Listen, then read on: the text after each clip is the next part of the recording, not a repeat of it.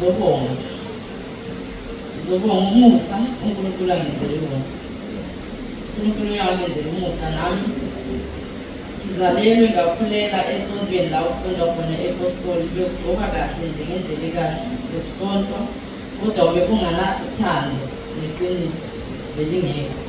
So ngeke ngayeka mina ukusonta asilalela ngoba bengayizwisisi lento yokusonta ukuthi kwenzakalani. So ngathi mase ngisihlalele uNkulunkulu behleze engikhumbuza njalo ukuthi ngizobonga mangingathandazi. Manje mina benga-understand ukuthi ukuthandaza yini, bengazi. Bengidinga umuntu ozongifundisa ukuthi ukuthandaza yini ngoba la bengikhona bekusonto. Ukugqoka khona kukhona begqoka kahle kodwa uthando belungekho. Bekwenza ukuthi unga-understand lento leyo ukuthi ma kuthiwa kuyathandazwa kahle kahle kwenziwani. So uNkulunkulu uyangithatha ngendlela abeshilo wathi ngizogula mangathandazi. Ngase ngigula-ke phethwe ngama-awusa ngiyimini ngigula. uNkulunkulu wasethumela umntana akhe azokukhumbuza ukuthi uNkulunkulu washo wathi wena if awuthandazi uzogula. Ngase ngimcela ukuthi mina bengicela ungibuzele nje kuNkulunkulu ukuthi kahle kahle ukuthandaza yini ngoba mina angisazi ukuthi ukuthandaza yini ngoba la engithandaza khona angisafuni ukubuyela khona ngithi ngiyathandaza. Uma ukuthi ukuthandaza ukuthi kumele ngibuyele kulela sonto, mina angisafuni ukubuyela kini. Yikho lo mntana kaNkulunkulu bekuthumela ngaleso sikhathi wasithi yena hayi uNkulunkulu uthi mangitshela ukuthi hamba uguqa endlini yakho uthandaze. Uqala uthandazele lama-awusa lawa ungaphila kulawo ma-awusa uzoyazi ukuthi mina ngithunywe nguNkulunkulu. Ngenza kanjalo ngoba bengingasazi ukudla, bengasazi ukuvuka ekuseni ngingadli, bekumele ngidle ekuseni ukuze lama-awusa la ngamenthini ngoba bekuba buhlungu esini if angidli u-12 azashaya. So ngakholwa kanjalo ngathi uNkulunkulu angizodla until 12. Ngempela ngangadli ngo-12 ngathandaza ngabonga uNkulunkulu ngoba ngiwasha u-12 ngingadlanga kodwa ngizange ngiphethwe any pain akunapeni yangiphatha. Ngabuyela ngayoguqa ngathi uNkulunkulu ngiyabonga ngoba usungiphilisile kuma-awusa.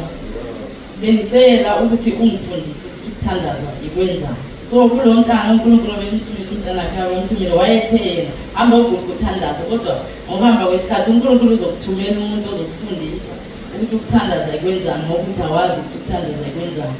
So ngaqhubeka ngiguqa ngithandaza uNkulunkulu ngaphila kanjalo kuma-awusa ngamanye lokho ngithandaza. Ngokuhamba kwesikhathi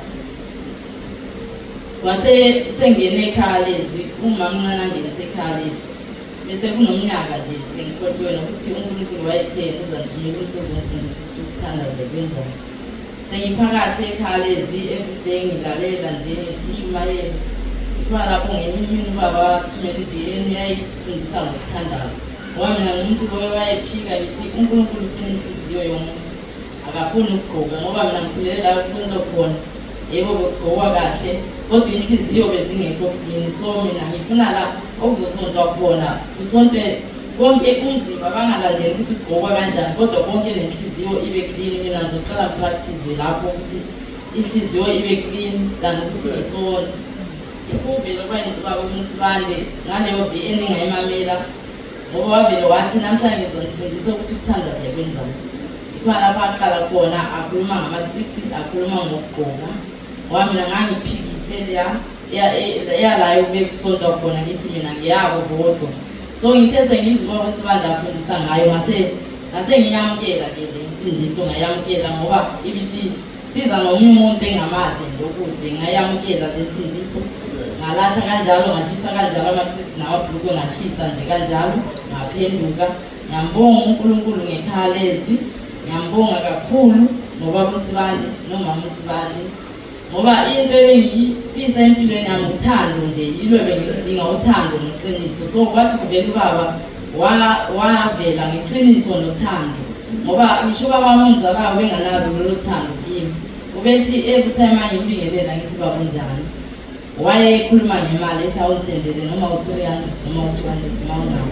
Kodwa ubaba uMthibande ngathi ngimuzwa leyo voice ngayizwa ifana ngiyakababa ukuthi leyo voice yahlala la kimi, ngazwa uthando lwakababa ngingamazi.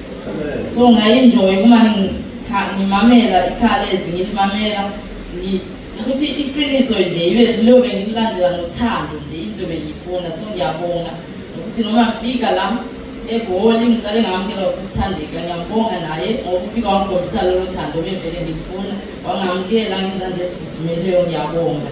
Ithi uJesu Kristu uyinkosi. Angandisi kakhulu ukukhuluma nomama uThibande, kodwa naye uthando lwakhe uye waliveza emaphupheni. Ngoba ngikhumbula sengifundisiwe ubaba ukuthi ukuthandaza yini, wangifundisa nokubhala izono ukuthi kumele ngibhale phansi izono.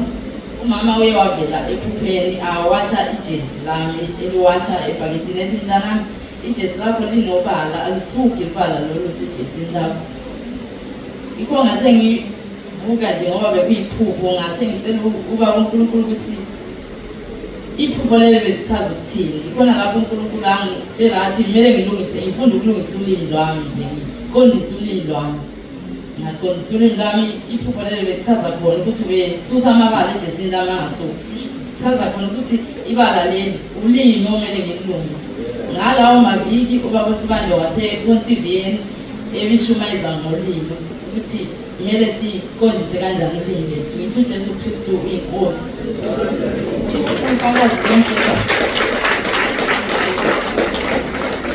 Ukazi bonke lobo mina kuyangigulisa ngoba ungenza ukuthi ngamkeleke la ekhaya, ngiyazi ukuthi ngisekhaya angikahlekanga ngoba uNkulunkulu uye waveza ngobufakazi.